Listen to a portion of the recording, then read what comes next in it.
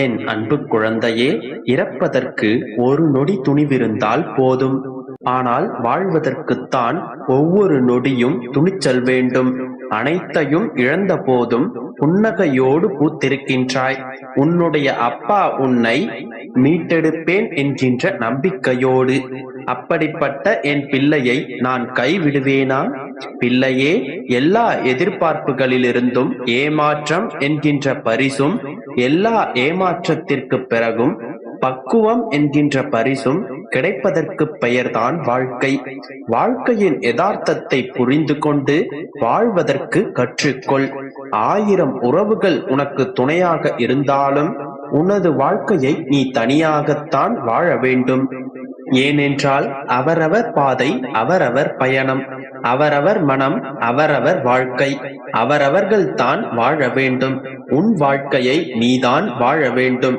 குழந்தையே, வாழ்க்கையில் நீ வெற்றி பெற வேண்டுமென்றால் உன்னை இழிவாக நினைப்பவர்களையும் குறைகள் காண்பவர்களையும் உன்னுடைய வாழ்க்கையிலிருந்து ஒதுக்கிவிடு.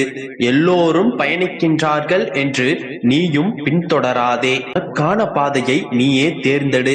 ரோகம் இழைத்தவர்களும் பெரும் தவறு செய்தவர்களும் என்னவோ பெரும் மகிழ்ச்சியோடுதான் வாழ்கின்றனர். பாதிக்கப்பட்ட நான் தான் காலம் பதில் சொல்லும், கர்மா பாடம் புகட்டும் என நம்பி முட்டாளாகவே வாழ்ந்து கொண்டிருக்கிறேன் என்று வருத்தப்படுகின்றாய். குழந்தையே, நல்லவர்கள் இப்போது சோதிக்கப்படுவதைப் போல தெரிந்தாலும் பின் காப்பாற்றப்படுவார்கள். கெட்டவர்கள் இப்போது நன்றாக வாழ்வதைப் போல தெரிந்தாலும் அவர்களின் கர்மாக்கள் அவர்களை என்றும் விடாது.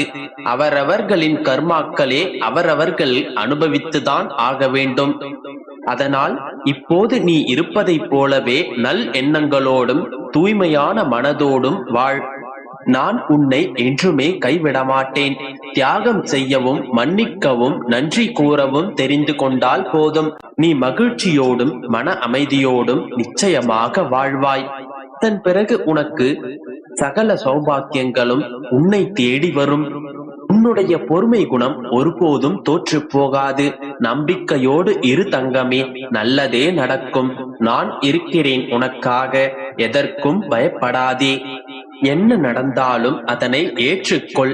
இன்பம் துன்பம் எது வந்தாலும் மன அமைதியை மட்டும் இழந்து விடாதே.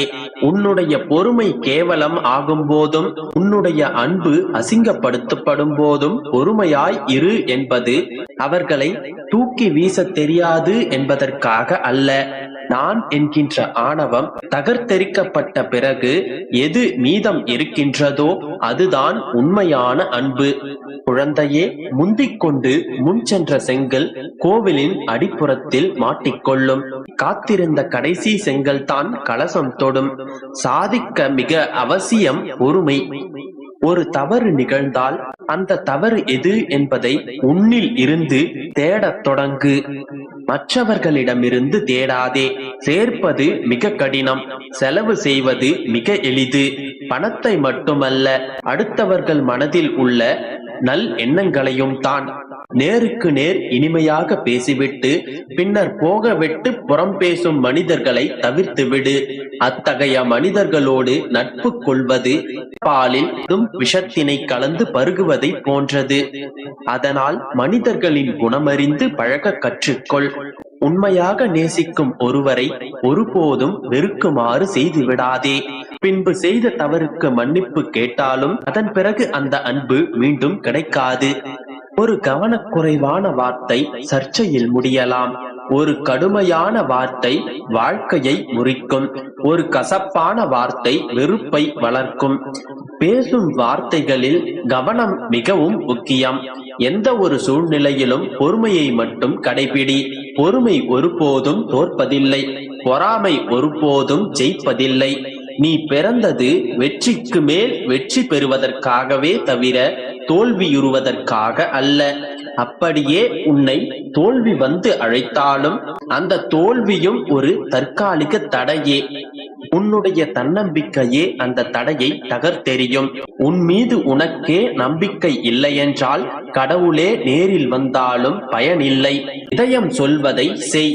வெற்றியோ தோல்வியோ அதனை தாங்கும் சக்தி அந்த இதயத்திற்கு மட்டுமே உள்ளது. உண்மையில் இறைவன் கை கொடுப்பதும் இல்லை, கைவிடுவதும் இல்லை. நாம் செய்த புண்ணியங்களே நமக்கு கை கொடுக்கின்றன, நாம் செய்த பாவங்களே நமக்கு குழி பறிக்கின்றன. யாரை போலவும் இல்லாமல் இதுதான் நான் என்று தன்னுடைய இயல்பு மாறாமல் வாழ்வது ஒரு வகையில் சாதனைதான். நீயாக இரு, யாருக்காகவும் உன்னை நீ மாற்றிக்கொள்ளாதே. உன்னுடைய வாழ்க்கையை நீ உனக்காக வாழ், பிறருக்காக வாழாதே. நான் உன்னை வழிநடத்துவேன், உன்னை நான் பாதுகாப்பேன்.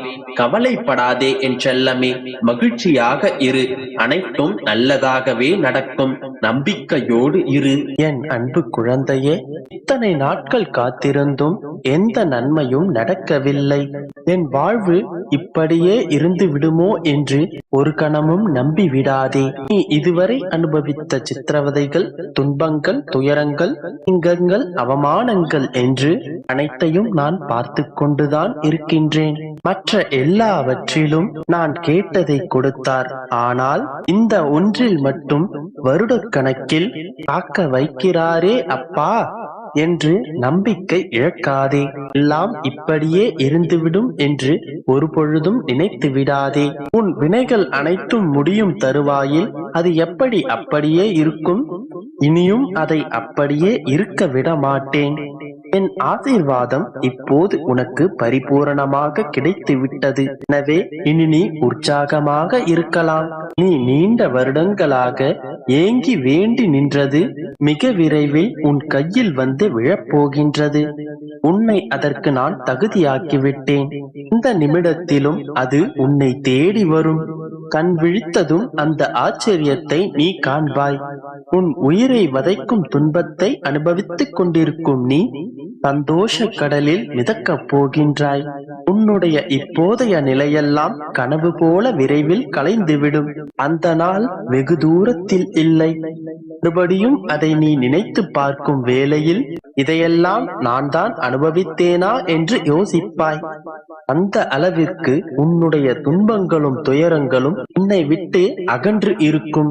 மகிழ்ச்சி மட்டுமே உன்னுள் நிலைத்து இருக்கும். அப்போது நீ நான் கொடுத்த ஆசீர்வாதங்களை முழுமையாக அனுபவிப்பாய்.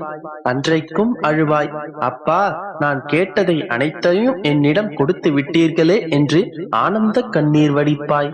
என் தங்கமே, வாழ்க்கை என்பது மிகவும் எளிமையானது. நாம் எதை கொடுக்கிறோமோ அதையே திரும்ப பெறுவோம். நாம் கொடுக்கும் ஒவ்வொரு எண்ணங்களும் நம் எதிர்காலங்களை தீர்மானிக்கின்றன. அதனால் உனக்கு நல்லதே நடக்கும் என்ற நம்பிக்கையில் உறுதியோடு இரு. நல்ல எண்ணங்களையே உன்னுள் வளர்த்துக்கொள். நல்ல சிந்தனையோடு இரு.